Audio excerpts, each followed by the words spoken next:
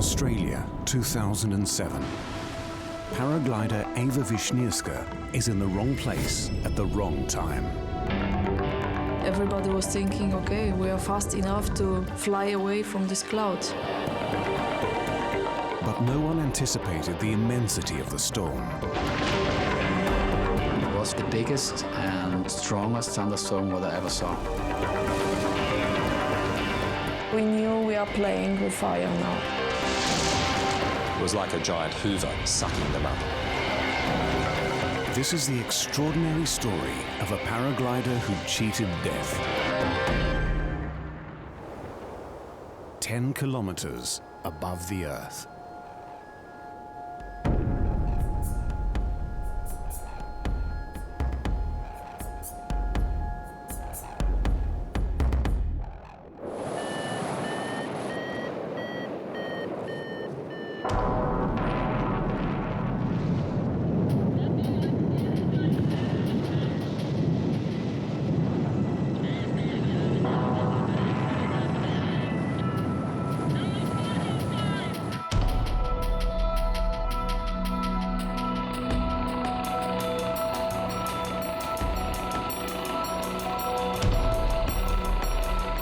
In August 2006, one of the world's leading paragliders, Ewa Wiśnierska, narrowly escapes death in a freak accident in the Swiss Alps. With a fractured pelvis, her dream of winning the upcoming World Championships in Australia seems over.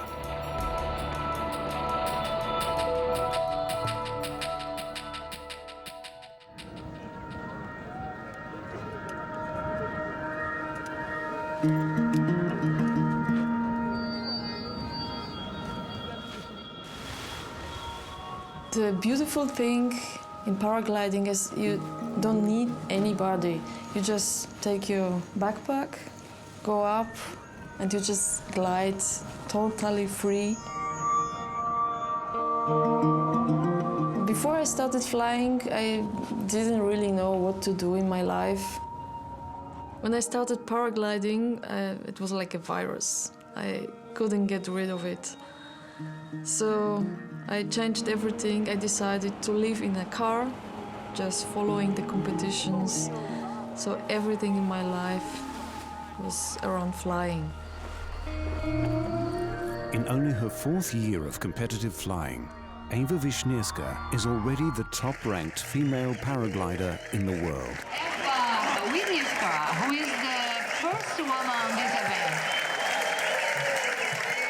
I was the German champion, then I won one World Cup, second one, third one, fifth one, and it's like collecting the titles, and the only title I didn't own was the world champion. So of course it was a big dream to have this one. Just 6 months after fracturing her pelvis, Ewa has fought her way back into contention for the World Championship.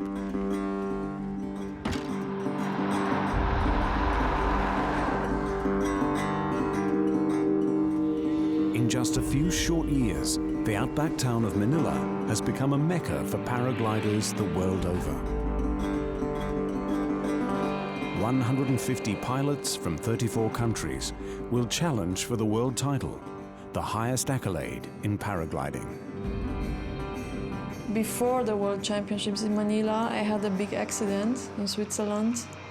I had to work a lot on my physical strength to get to the top again. You're listening to Breakfast, ABC New England Northwest. A big hello to paraglider pilots from around the world in town for the paragliding championships. The forecast looking clear, variable winds, but some storm clouds brewing this afternoon. In the week before the World Championships, Ewa and the German team are taking part in a cross-country event called the XC Open. I wanted to participate in the XC Open, to know about the area, where are the good places, where are the difficult parts, just to be prepared for the Worlds.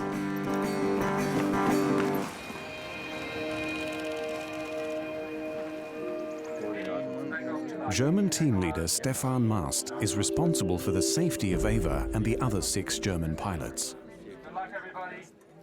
Ewa was physically fit and she was also mentally top of the game. She was not going for the female title, she was going for best place in the competition. Another member of the German team is Andreas Malecki, who has been training with Ewa for the past 3 years. Ewa is a very important pilot, one of the best girls from the world, and she will beat the boys, not only the girls. Anyone who wants to come to this briefing, you want to be here in the next 30 seconds, please.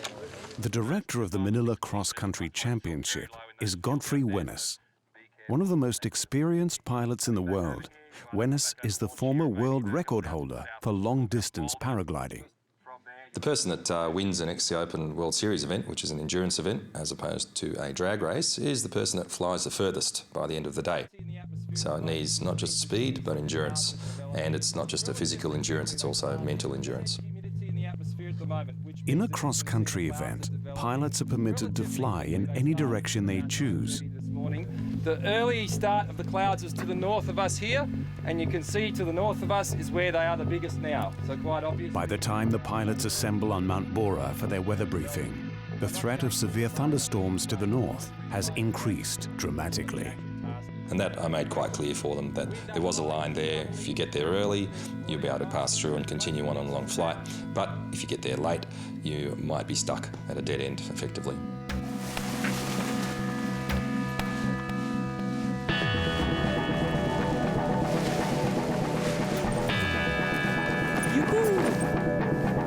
At 11:30, the pilots begin launching from Mount Bora. Basically, half an hour after the briefing, probably about half the pilots are flying, around 50 to 60 in the air at that stage, most headed north.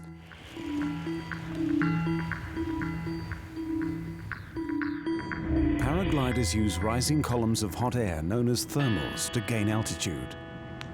When cross-country flying, they make distance by climbing in these thermals and using the prevailing winds to glide down from one to another. Clouds in our game are, of course, lift, and the quicker it is, the faster you go on your average speed. So the guys are looking for the bigger clouds in order to maximise their cross-country speeds. To win that day, they would have definitely had to fly with full tailwind and fly towards the emerging clouds and get past it before it turns into a line of thunderstorms or indeed some larger cells.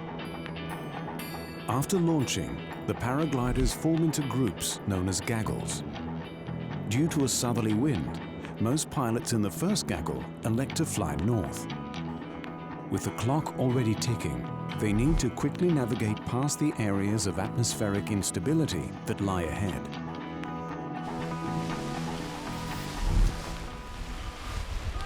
"60 minutes into the launch window, the German team prepares to take off.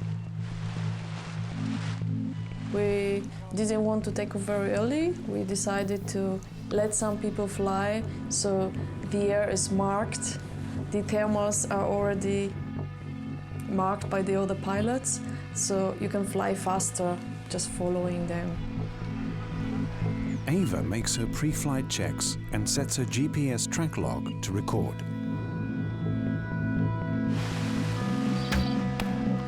As we realized we have a southerly winds, we knew we have to fly north between those clouds. But they were that far that at the moment at the takeoff, it was not really looking like a big danger.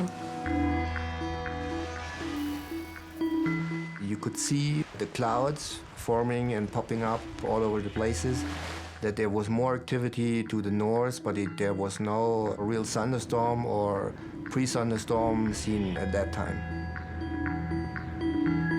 But Ewa's friend, Austrian paraglider Gerald Emerseder, is already concerned about the possibility of a thunderstorm. When I first arrived at Mount Bora and I saw these clouds, I was sure inside that the day will be not good. I was sure about the humidity. I was sure about the possibility of thunderstorms inside of me. I was sure. But this is the problem with competitions. I felt a little pressure because I was in a competition, and you go flying. We could see a very tall, towering cumulonimbus cloud just reaching its mature phase where it was starting to develop very, very quickly, and some rain was just starting to appear on one corner of it. I had a cloud in front of me. I knew I cannot pass below the cloud, otherwise I get sucked into the cloud with the thermal, so I decided to fly around. On the flatlands around Manila, storms normally develop slowly over a matter of hours. But today, the clouds are growing rapidly, forming a line of cumulonimbus cells. If these cells merge, they will create a severe thunderstorm. The developing small cloud the pilots are trying to fly around suddenly gets sucked into the larger clouds, creating a massive storm cell, now measuring 20 kilometers wide. Eva, being at the back end of the lead group, would have seen the leaders flying away from her, and she was desperately trying to catch them, of course, to stay in contention. She would have seen a little bit of blue still ahead, but what she wouldn't have seen was how tall the clouds were and how dark and menacing they looked at that point. Because from where we were behind, we could see this tall, towering stuff, and once you're underneath it, you can't quite tell. She wasn't alone, of course. She was with a few other very competitive pilots. In paragliding competitions, you are focused on winning, you push the limits. You just forget your safety and your life. It's kind of adrenaline and emotions, you just focus. For me, it was a race against time. I saw two Swiss pilots in front of me, I think about 500 meters. They flew between the clouds really fast, made it. They are flying out, and I remember that I tried the same.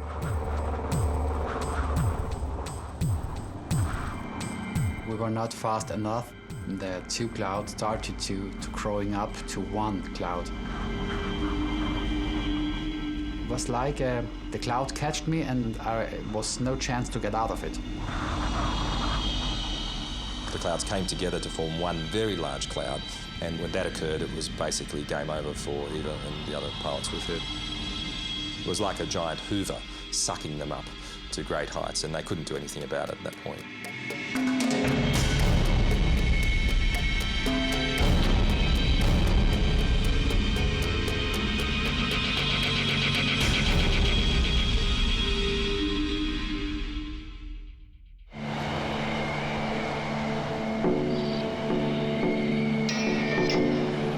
Suddenly I hit very strong lift and it sucked me into the cloud.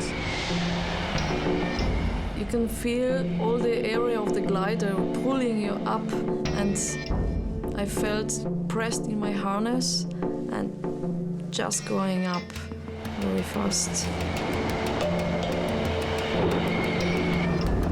This phenomenon, known as cloud suck, is extreme lift due to a thermal at the base of towering cumulonimbus clouds. The taller the cloud, the greater the lift. At the center of the dreaded thunderstorm, this extremely strong updraft produces hail, rain, gale force winds, and cloud-to-cloud lightning. My heart was beating because I knew that we are now in a big and we have to go down as fast as we can. The pilots are forced to perform an emergency descent maneuver known as spiraling. A full spiral dive, the glider points at the ground, pulling a lot of G-force. Your face starts to feel like it's going back, your arms become very heavy, and all the time your instruments are beeping at you like crazy, the GPS is going and your compass is going around in circles. And that, in effect, is a very hard position to hold as well, but they know if they release it, that they'll get sucked up even quicker. I just couldn't manage, just physically. The power in the spiral is so strong that I almost black out. And that spiral dive can lead to descent rates in still air of around 20 meters a second. but the updraft itself would have been doing upwards of 30 or 40 metres per second when she got inside the cloud. So effectively she had no way to escape it whatsoever. She was stuck. I saw Ewa on the left side of my field of vision. She made this spiral for 1 or 2 minutes, but then the thermal was so strong that it was like a hand picked her up and took her out. Moments later, Chinese pilot He Zhongpin is also sucked into the storm. Ewa's friend Gerald continues to spiral to try to break out of the updraft. Gerald didn't realise at the time, but when he popped out the side of the storm, he was very lucky. He was just on the edge of the big storm that sucked up Ewa. I got in a smaller thermal, then I had the chance. It was just a chance to go down. I was outside of the cloud. I saw the farm. I saw my landing field, and I was sure that I can make it.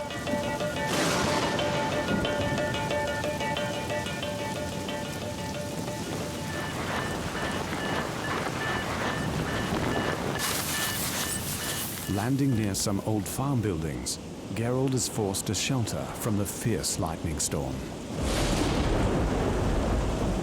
I ran to the other pilots, to the shelter. The lightnings were so strong and the wind is blowing, and we realized that maybe we can have a problem with the lightnings.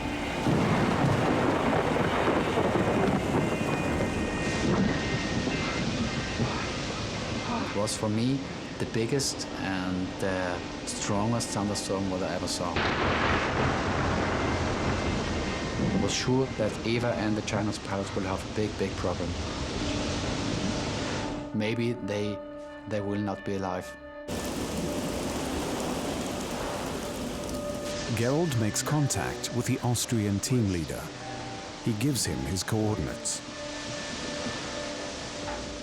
I started to think about that we have to wait after the thunderstorm is finished, and then we have to look around for these two pilots. I started to realize what happened. Having narrowly escaped the storm cell, Gerald is now acutely aware of the danger facing Ewa and Zhongpin.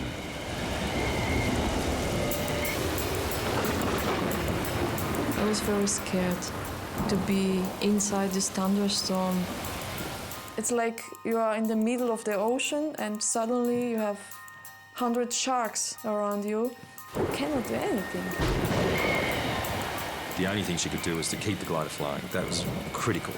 You don't know where you are in relation to the wing half the time because it's almost pitch black. So she's just trying to guess what's happening, feel the pressure in the brakes to understand if the glider's pitching forwards or backwards, with the hope in the background that maybe, just maybe, the storm might spit her out one side before it takes her up into the icy heights.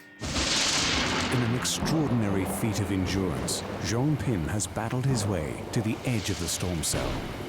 All of a sudden, as he was a little bit further away from Ewa and more to the edge of the storm cloud released him and he started to come down. And at that point, lightning struck.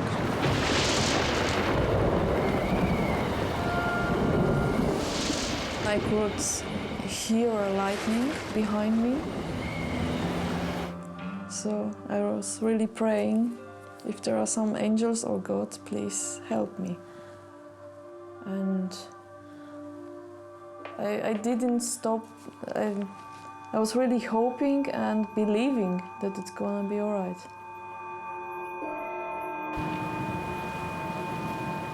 Driving the German retrieval van, team leader Stefan Mast remains unaware of the danger Ewa faces. At that time, I didn't know where she is. I knew that she was far ahead of my position, and I only knew that I'm under heavy rain and I couldn't see her. Ewa makes a desperate attempt to contact her support team.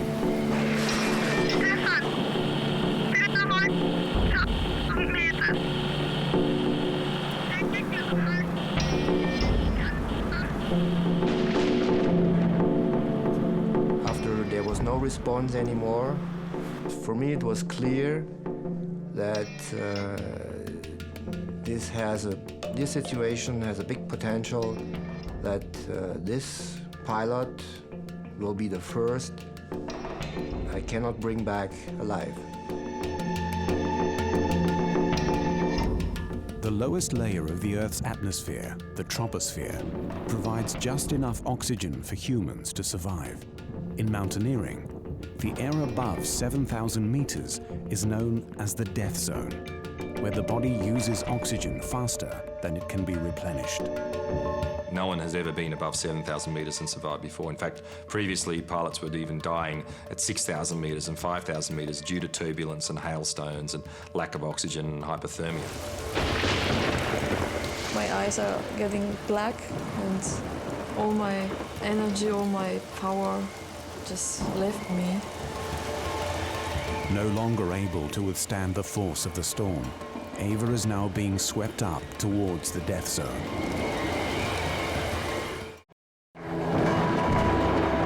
Ewa has now reached a height of almost 7,000 meters. She is now just below the death zone. Her GPS recording device was recording climb rates in excess of 40 metres a second at times, which is an incredible climb rate. Having been taken up into those heights so quickly, she only had 2 minutes to acclimatise. The atmosphere is getting thinner, there's less oxygen there. It's getting colder, down to minus 40 degrees, minus 45 degrees. And then she passes out, blacks out.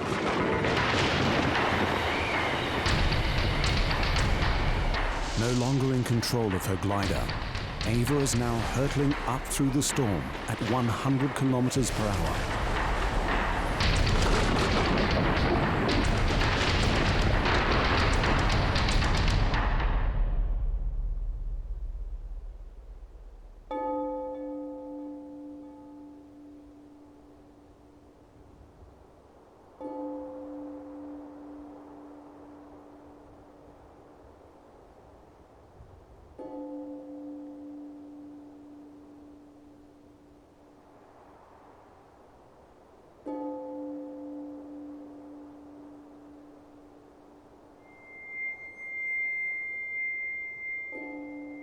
Ewa's track log reads 9,946 meters, more than a kilometer higher than Mount Everest. She's at the very edge of the stratosphere.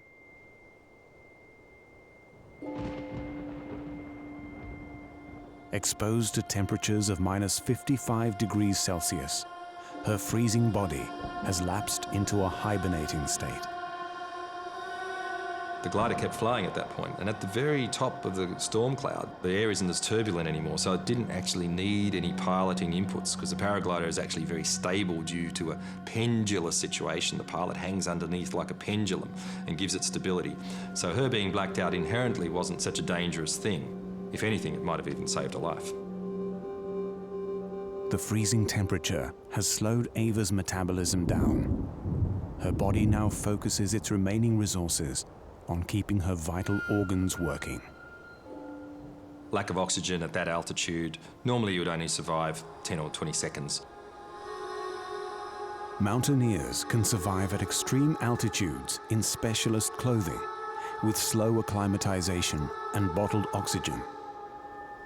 Ewa, floating 10 kilometers above Earth, has only flimsy clothing and no life support.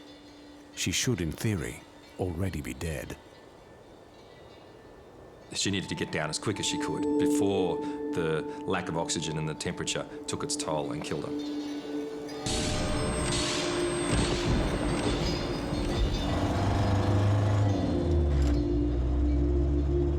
With the storm finally having passed, Stefan locates Andreas Malecki. Kam dann auch aus dem Auto raus und und machte eigentlich keinen guten Gesichtsausdruck. Und er sagte mir, Ewa ist in der Wolke. We were aware that one of our pilots was missing, and he said that he thinks that we will not see her again.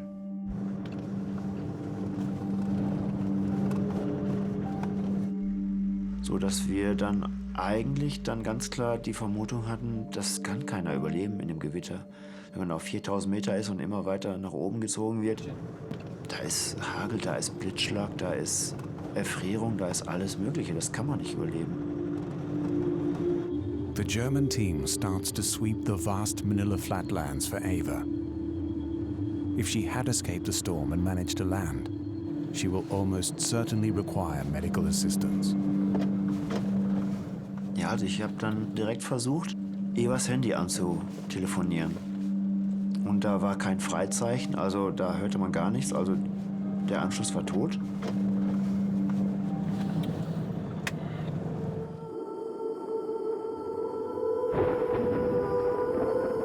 Unconscious, Ewa has been floating at the edge of the stratosphere for nearly 45 minutes. No human has survived at this altitude for this length of time before. Even if Ewa survives, brain damage and organ failure are now a real possibility.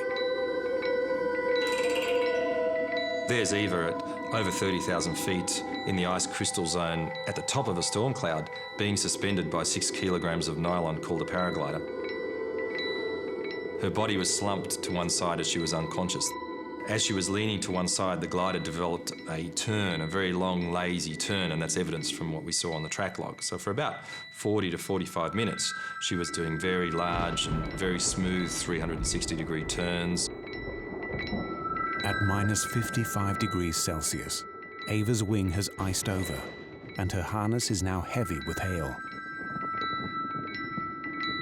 Suddenly, the wing stalls and collapses.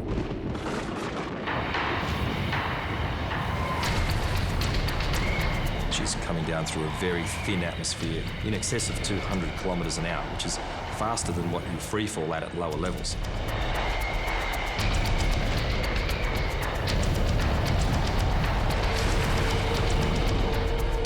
So short of the lines actually snapping, it doesn't get much worse than this. She hasn't got very many seconds to go before she runs into the ground. But after dropping nearly 3,000 meters, something miraculous occurs.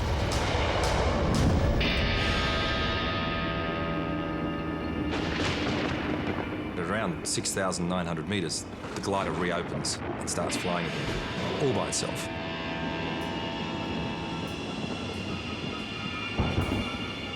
And Ewa then at that point comes to. It's increased atmosphere, more oxygen, warmer conditions. Her body has reanimated itself, and she's got a last chance now to survive and get away from this cloud.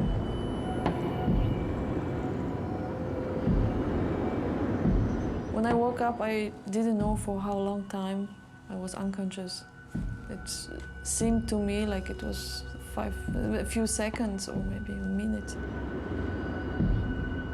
I scratched the ice of the screen of the GPS to see the altitude, and I was still on 6,900 meters. Ewa is now just below the death zone. Disoriented and enveloped in thick cloud, she has almost zero visibility, and her glider is covered in ice. The worst thing was the amazing cold. I was still shaking, and I was just trying to fly straight. Now at the edge of the cloud, Ewa is in danger of being sucked back into the storm cell. It's not over yet. She's still got to get on the ground to be safe. She might have been slightly delirious, and that's where instinct and experience comes into play when you do things in an automatic mode. She had the presence of mind and the stubbornness and the willpower to keep flying the glider and to make good decisions. That was really critical then for her not to do something silly like perform a manoeuvre that she might lose control in, for example. A lesser pilot may have not managed to do that under those circumstances.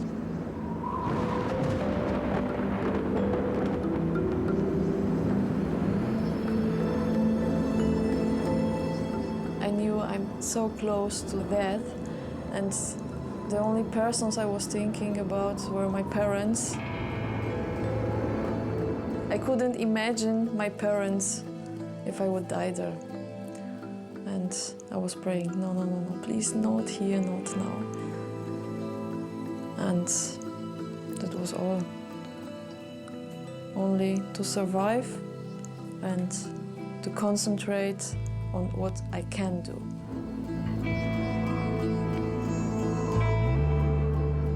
It was so cold that I realized I have to do something to get down faster, otherwise I will not survive. I decided to spiral, just soft to go down.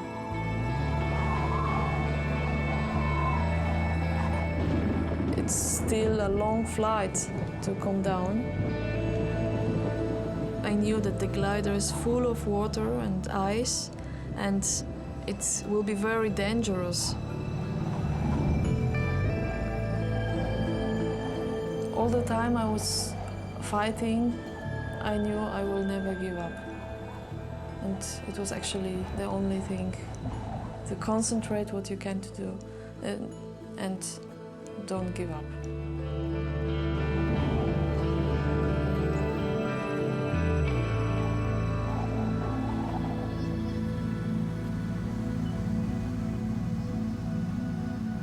There was a rumor that one Chinese pilot was missing because there was no radio contact and nothing.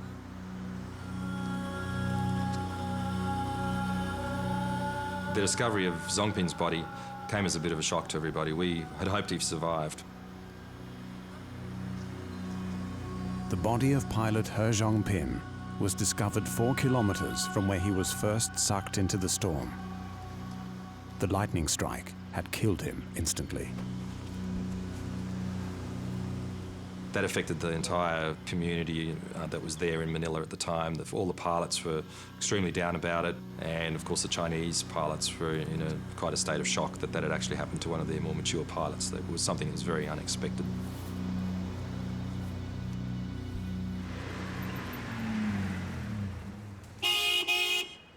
After 20 minutes, the storm has passed the Austrian pilots trapped in the barn. Now, under clear skies, the Austrian team leader reaches Gerald, and they begin their desperate search for Ewa. We didn't know where we can look, but we tried to look around for the orange wing, maybe to see her.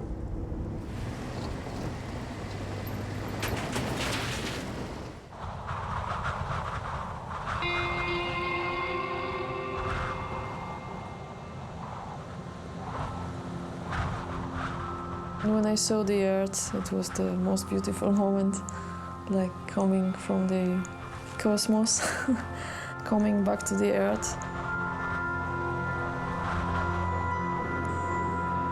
After 45 minutes, slowly spiraling her way down, Ewa is now 7 kilometers from where she was first sucked into the storm. I could see a small farm. I just turned against the wind and could land safely.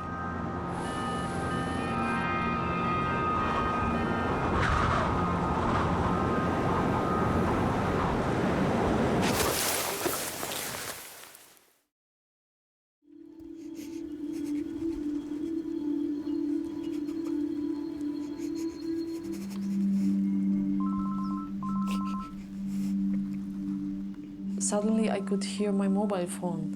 I forgot completely that I have it with me. Und da sagte ich auch direkt, Stefan, sag ich höre ein Freizeichen, was ich vorher nicht gehört habe. When I found it in my cockpit, I could hear Andreas Malecki, Ewa! but the connection cut out.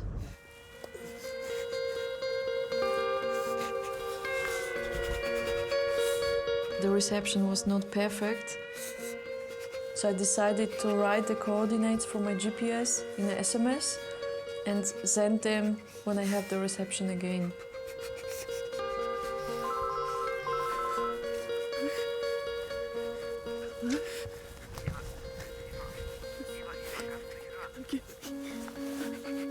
Ja, als ich dann Ewas Stimme, so die ersten Worte von Ewa am Telefon hörte, da passierte genau das, was ich jetzt auch verspüre.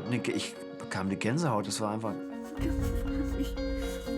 Und sie sagte, mir ist kalt, kommt schnell. Sag ich, Ewa, gib mir uns die Koordinaten von dir.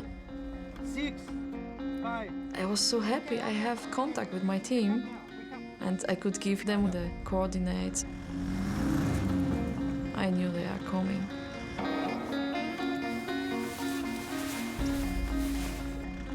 With confirmation that Ewa has survived the storm, her teammates still need to pinpoint her exact location in the vast Western Plains. Ewa's core body temperature has dropped below that required for normal metabolism and bodily function. She is in danger of dying before help can reach her. The Germans suddenly realize that Gerald and the Austrian team are only 20 kilometers from Ewa's location. When I found out that Ewa is alive, I felt pressure to go there as quick as I can. I thought that the chance is very small that she will stay alive.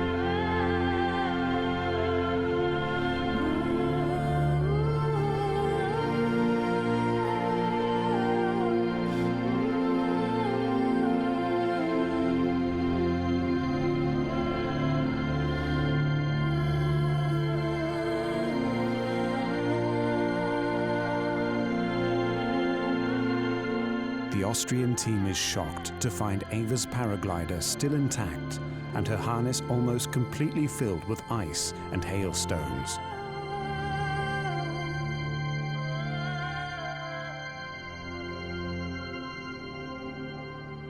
After some minutes, Stefan arrived with the other team pilots and they were all happy to see me alive. And they helped me to go to the car, and Gerald with the other Austrian pilots took my gear. I called up Gottfried to ask him to which hospital we can go. And on the back seat of the car, Ewa was checking her GPS and she mentioned a few times that she was close to 10,000 meters. And he said, no, I don't believe it.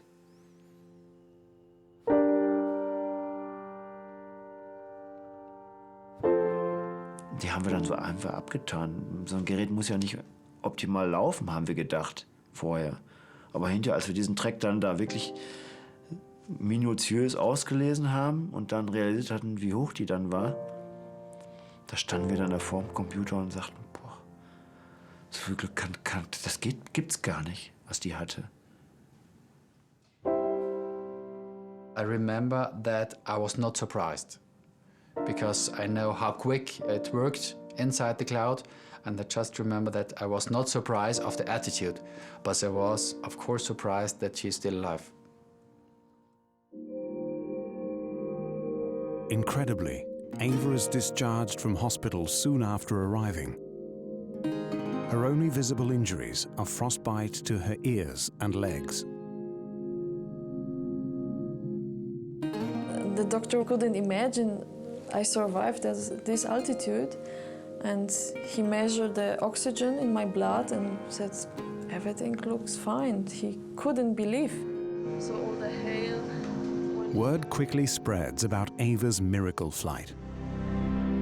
A paraglider has told of being sucked into a thunderstorm, frozen, then Ewa spat out. Wiśnierska was swept so high she suffered frostbite and passed out, but incredibly she Caught survived. in a thunderstorm in Australia whilst training for the World Championship. A second paraglider, a Chinese man, died in the storm. The euphoria surrounding Ewa's survival was tempered by the tragic death of He Zhongpin. The tight-knit paragliding community was stunned. A lot of people focused on the survival of Ewa, forgetting a little bit about the fact that someone had actually died as well. We actually didn't fly the next day as a result of the hearing of the news that he was found deceased.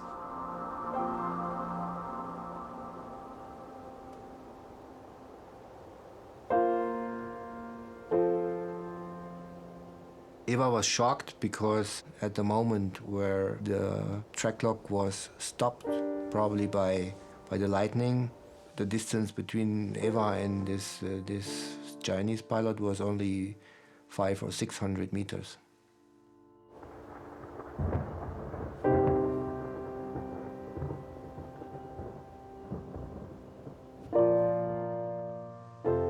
I knew that what happened was the result of my mistake, and I knew in the future I have to take my decisions on myself and don't look what are the others doing.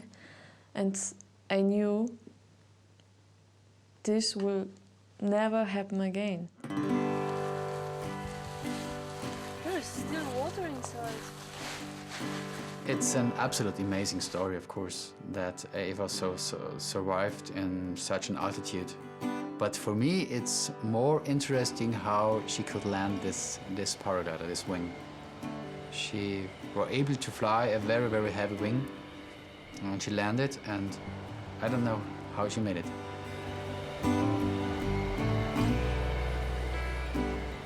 This is incredible, unbelievable. She survived, she wanted to live, and she wanted to go further.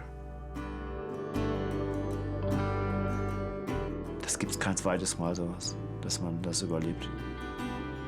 Und einem noch so gut geht danach. Also das war auf jeden Fall ein Wunder.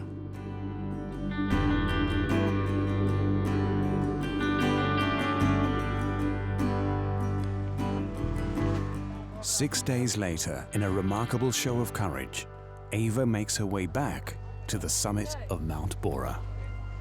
Most people would never fly again after that, and within a week when she was fine, she went out and flew again, which was extremely impressive for everyone to watch. TV crews were there. It was quite a moment actually to watch her take to the skies in the same glider as well, I might add.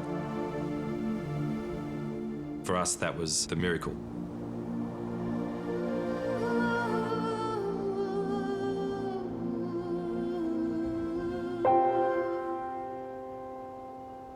I wanted to be alone and to have my peace. I had to think about the Chinese pilot. I couldn't understand why I could survive and him not. But then I knew, okay, I was lucky. Maybe I have some special reason to stay in this world. Thanks.